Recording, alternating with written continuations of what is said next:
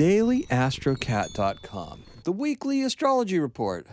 On this week's Daily Astrocat Weekly Report, we talk about Chiron retrograde, the second quarter of the moon, and the Venus-Mercury conjunction in Leo.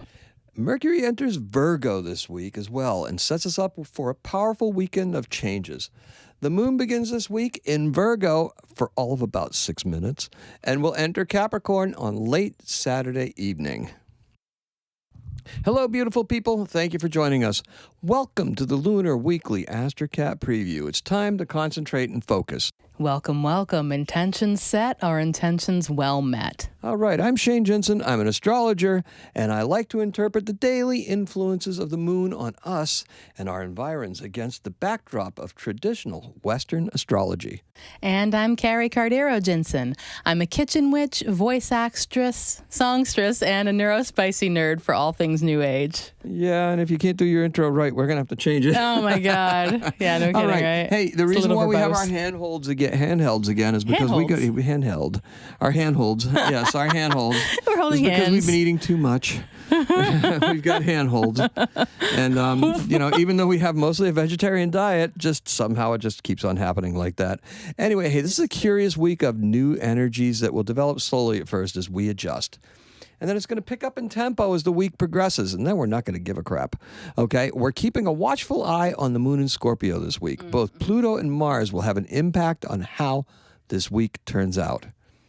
But first things first. Chiron went retrograde this Sunday. But is that really going to matter to us? Chiron's just an asteroid, right? Not exactly. Scientists don't really agree. Is it a dwarf planet or a comet? I think we know it's a comet. Discovered in 1977 at Mount Palomar in California, the observatory, by Charles Cowell. It was initially presented by the press to be perhaps a 10th planet. You know how they love sensationalizing Back when we had 9 planets, in fact. Yeah. Should qualify that. 9 planets. There's 8 planets. All yes. Right. Now, would you like to explain some more about Chiron? Well, yeah. Yeah, you made me look this stuff up. I had to know. Chiron has a diameter. Expert, just add knowledge. Yeah. Chiron has a diameter of about 200 kilometers and orbits the sun once every 50 years.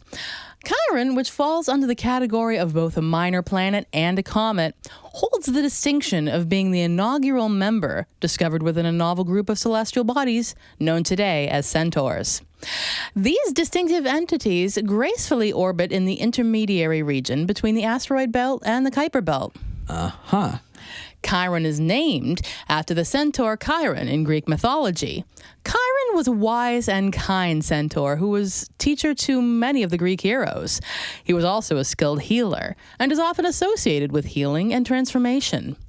In astrology, Chiron represents the wounded healer archetype, symbolizing a deep inner wound that has the potential to be transformed into a source of wisdom and healing. All right, so retrograde Chiron in Aries intensifies the healing process in the realm of identity and personal power. It brings to light our deepest wounds and insecurities, encouraging us to confront and heal them head on.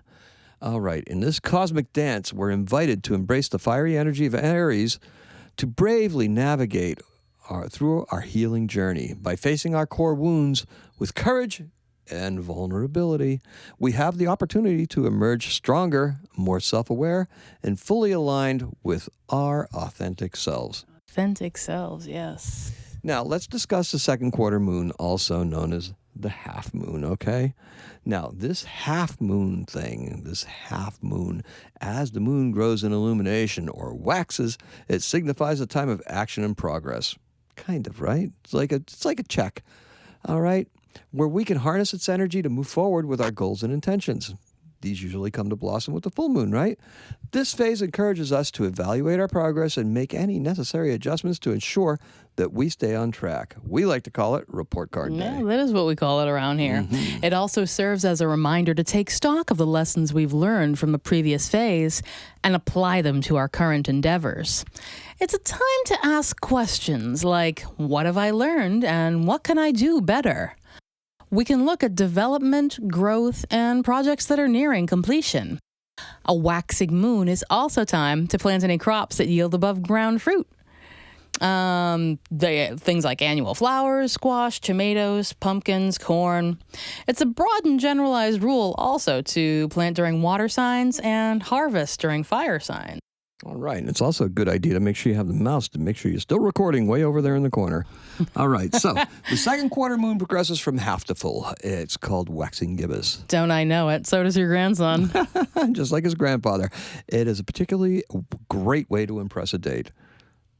All right, so this particular waxing gibbous moon, which kicks off on Tuesday, July 25th, is to traverse Scorpio, Sagittarius, and Capricorn, resolving with the full moon in Aquarius. In Scorpio, the second quarter moon occurs at 2 degrees 47 minutes. Okay, why are we suddenly fixating on the degrees? Well, it was something we ignored before. It gives us a snapshot of the moment when the moon is exactly 90 degrees from the sun. The very moment.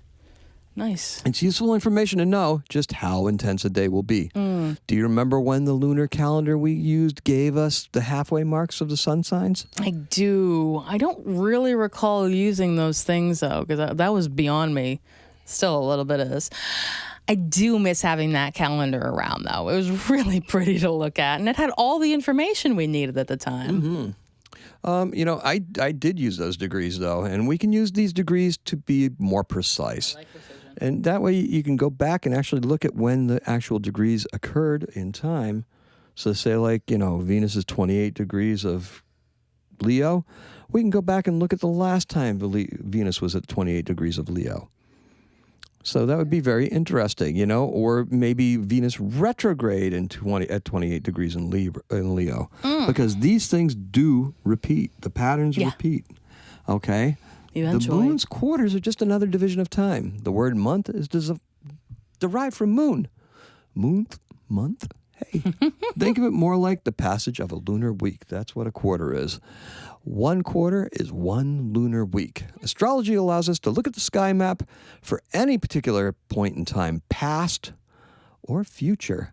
That way, we can contrast past patterns, like we were just talking about, with events and see what they may portend moving forward. Astrology is a way that our ancient forebears used to mark this passage of time. Oh, I see. The sun moves through the signs in a cycle, and that's a year. Everything was seen against the backdrop of the stars. You think that's still true? Western astrology fixes the stars in the same place. Oh, I always forget that. That's kind of bogus. I kind of don't like that. But, we all know that the stars are moving at incredible speeds. I mean, most of us know this, right? Yeah. There's still folks that believe the Earth is flat. I can't imagine what they think the stars are. Thumbtacks? Who knows? Oh, boy.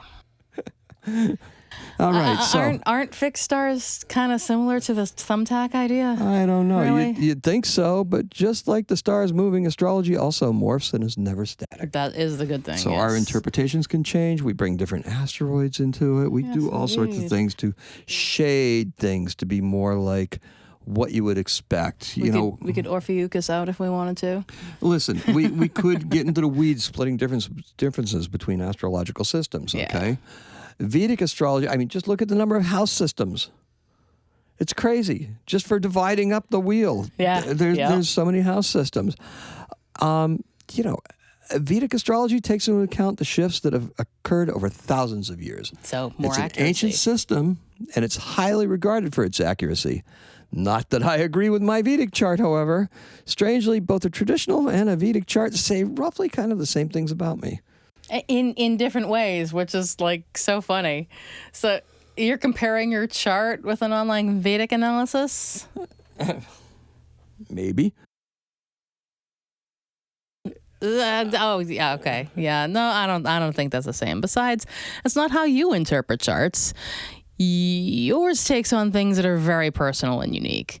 Besides, how many times do you say that astrology isn't destiny? It's just indication where the creative flow can take us if we choose to recognize it. Yeah, it is, and it really is a thing, okay? Just like intuitive astrologers will let an image dictate what the interpretation should be. That is why I like the Sabian symbols. They're tied to the degrees. There's some imagery there. But, I don't think it should be limited to just what the 5 senses tell us. There's a 6th sense that tells us, what things could be, what things should be, and what feels right and what doesn't feel right. And when it's right, you know it, okay? This week isn't about being right. It's about seeming right, okay? This is what my intuition is telling me. Do you have the confidence to be what you want to be? Does everyone know what an elevator pitch is? Kind of, sort of, not really. Do I want to? No, well, it's vital for you to have one because it's like a manifestation that you speak. Yeah, that's true. Imagine you have 15 seconds to tell me about what it is that you do and what you wish to accomplish. Basically, the amount of time spent in an elevator. Would you like to try? No. Okay. I would not. So, okay. Now, this is kind of an example, okay? What do you think of this one? I'm Shane, and I write DailyAstrocat.com, and it's an inspirational astrology website created for creative people. It is based on traditional Western astrology, but with a few quirky twists. Sometimes I write it like cats are presenting it, and sometimes they interact with the planets themselves through magical means called storytelling. Yeah, it's pretty All right, cool. so listen, let's forget about all that stuff for now, okay? Venus is going to be retrograde. Venus is retrograde. And Venus went retrograde last weekend. Mercury and Venus are conjunct in Leo. This brings creativity, self-expression, romance, and motivation to mind. For me, at least. That's what I think of. Venus is retrograde, so it's a good time to review. It's those words: review, renew, reevaluate, redo all this stuff, okay? Words are retrograde words. Retrograde starts with re, okay? And how we're choosing to communicate and extend our ideas, okay?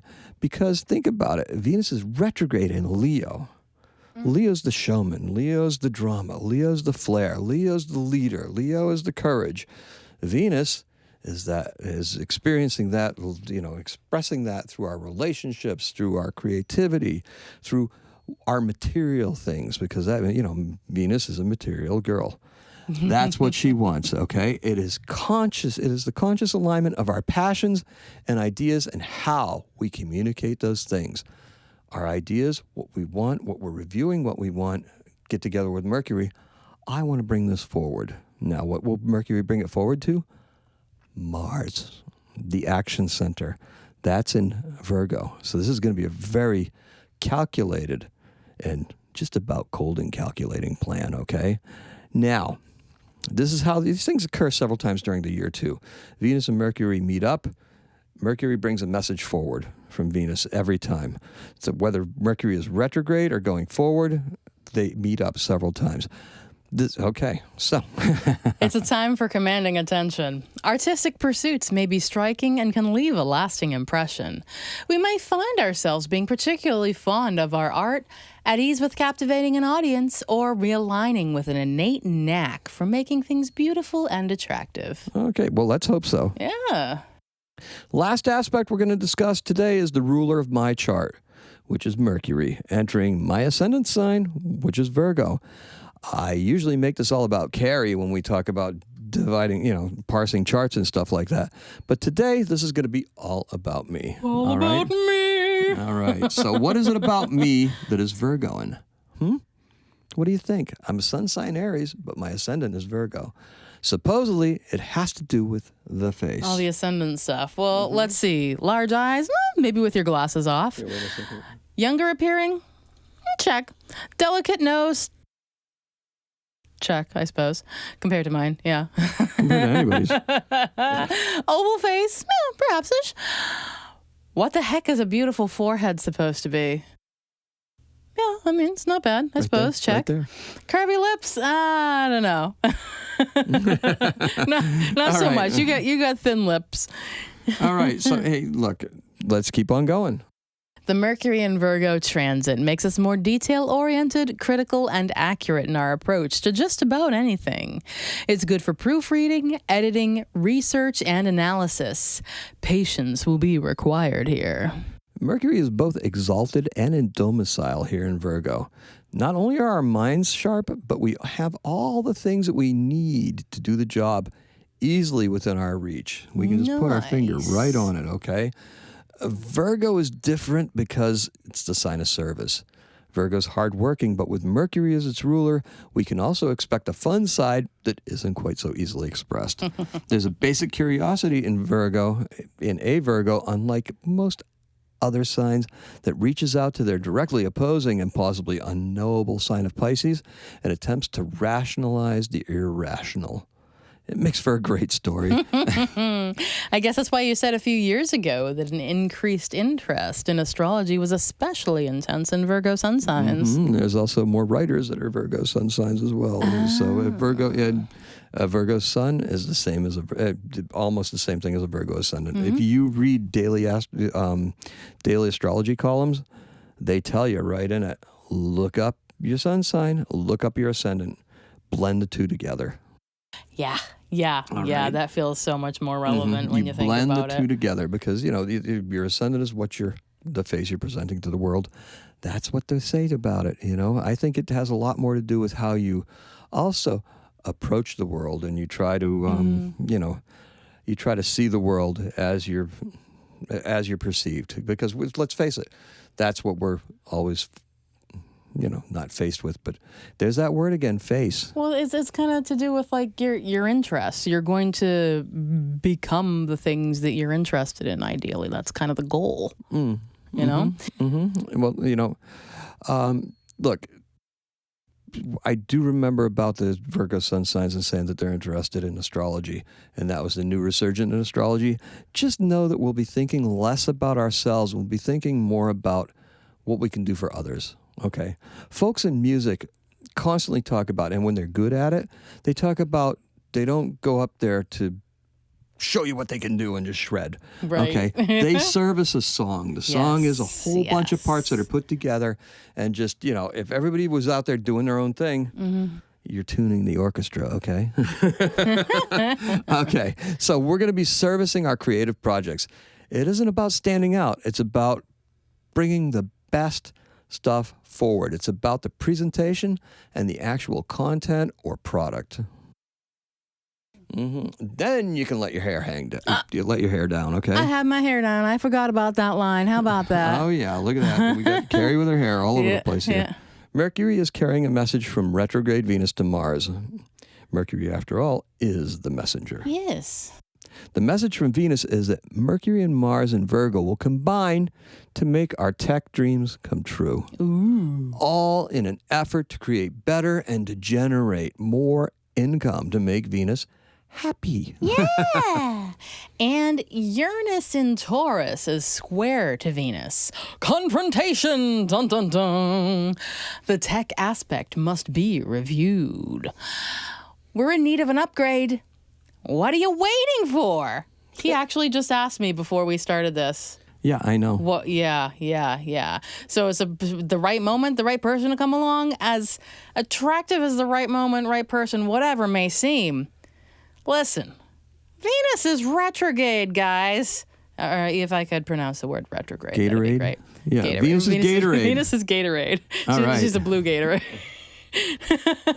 How can we use Uranus things to help free up our Taurus desires? Freedom, societal goals, witchcraft. Yes. Let's bring it all together under the light of the Lammas full moon. The first harvest will be lovely. The witch has to access the magician's tools, and a new time is coming. Just wait until the season of the witch. That will be after the eclipse, I'm afraid. I don't have any reason to be afraid. After all, you're one too, for crying out loud. The season starts now. Halloween shopping starts like yesterday. Actually, I like to say it starts on my birthday. That's not quite the answer I was looking for. Stop being so rational. Just use your intuition. You're always using your intuition. What the heck's the matter with you? Your intuitive powers extend into the technical. Uranus in the 11th house, trine moon, and by association, trine sun. 120 degrees. A lurking presence exists within you that wants to take over the airwaves. Well, yes, I'm doing it right now with the microphone right in my hand. We want the airwaves. All right, now, that's quite the number of things. It's further complicated by the fact that I was born on the day of a solar eclipse. Do you think that makes me a little extra intense? Especially with Mars in Aquarius, ruled by Uranus and Leo. I was a day before an eclipse. Yeah, I know you were. I missed it. Not the same thing. Okay, hey, listen. This whole thing, it's what I believe in. I believe in myself and my ability to be an effective vehicle for my vision. And my vision is this whole Daily Astrocat thing. And I'm here to help you. Just don't burn out. Jupiter is a co-ruler of Aquarius and yours is in Capricorn. Work it. Success comes to the persistent over time. Indeed. I've been waiting for a long time, too. This week gives us a chance to really embrace that independent spirit, okay?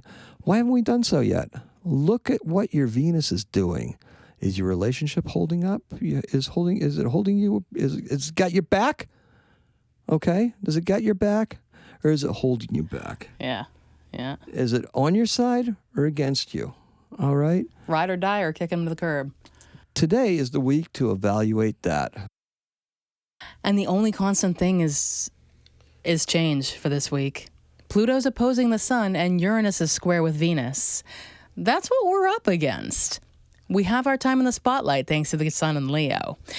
Now let your actions take you to where the money is, gradually and patiently. Abundance is waiting. Don't play games with your future. And this week is going to be one for bumping up your jams, okay? Pump up the jams. Old school style. There are plenty of good opportunities this week and into the weekend. And you've got some opportunities, but it's opportunities to do different things, okay?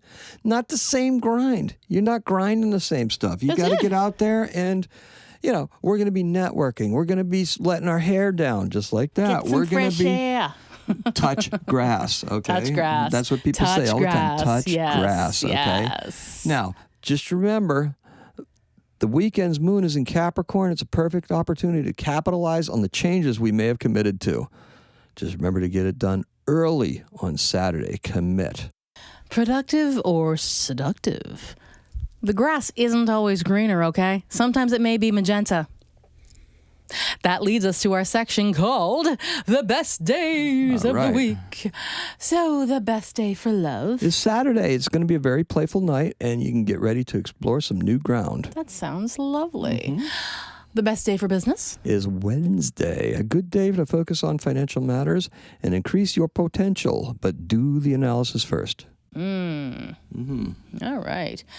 And what was the best day for health? Well, it would have been Sunday, but sure. Review on what makes you feel healthy, okay? I think we both got walks in on Sunday and we got some stuff done. Yeah. So, we did. Stuff. We did. So, listen, good health is a constant thing. You just got to make sure you're doing it. And that's more for me than it is for you. I know a lot of people that work hard on their image and stuff like that. Some of us, not so much. On their image, on their health, on their habits. We can do better. In the words of her idol, Peter Murphy, exercise? F that. All right, so the best day for transformation, Carrie. Oh, that would be Wednesday. Wait. Oh, okay. I was freaked out because you had Wednesday for a day before. I thought I just had like deja vu. I don't know. We begin early morning with a Moon-Saturn trine that will shine a light on limitations and give us the power to push beyond them. That provided you take that power, okay? Provided you make the change. It's all about change this week, solidifying the change. You should have already done a lot of the change. Change it now, okay? It's amazing what our initial reactions tell us. Your first impression, 99% of the time, guess what? It's the right one. Even when we second guess ourselves and the benefit of the doubt, that's intuition to the nth degree. When you're like, oh no. And then you're like, well, maybe. No. No, go with the first one. Go with the first one. Just go, no, thank you. All right. The final week in Cancer season, it really did a number on many of us. I saw more people upset at work over rude customers, unrealistic expectations, and just sheer frustration. Oh, it's so sad and yucky.